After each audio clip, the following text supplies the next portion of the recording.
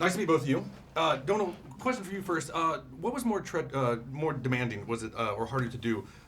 Working in terrain like this, or deflecting questions from excitable Star Wars fans? Sometimes doing both at the same time, because Paul Anderson just wanted to know everything while we were out there.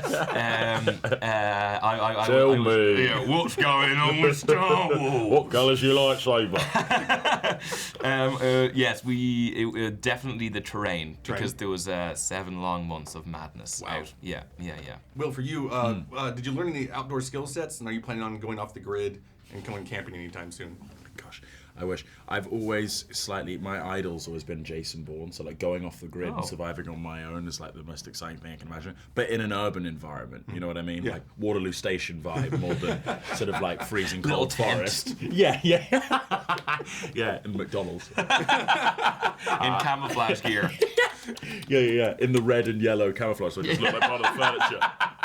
Dressed like Ronald McDonald. I'd be Against grand. the wall. I just come off, nick a burger. Oh, he's done it. Ooh.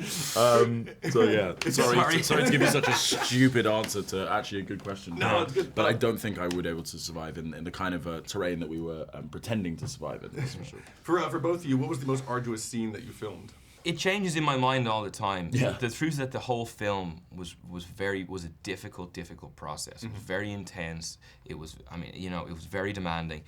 Looking at the scene where we tried to get Glass up the mountain before we make the decision to leave him, I was reminded of just how long that took and how difficult it was to get there, because the camera moves were so intricate as well. That was a difficult day. Yeah, absolutely. Yeah, I think any day when technically it was very, very ambitious, as was the case a lot of the time, and it meant that we had a lot of responsibility in terms of matching our movements and our decisions with camera. Anytime that matched with very, very tough weather conditions, it made for a long and pretty arduous day. Yeah. How long do you think the average person would last today in that situation? Quite A couple days maybe. If you do 48 hours, I would. If it's that long, actually, if it's -30 or -40, you're not going to make it through the night probably. Yeah, it depends kind of what provisions you have, but yeah, I mean that's actually very true. If you're just out there on your ones with nothing, then yeah. And if you there's need a bear, you need Arthur Red Cloud, and if there's a bear, then you're in a lot of trouble. Yeah. Is there anybody living today that you think could actually survive it? I mean, people refer to Bear Grylls as being a possible candidate.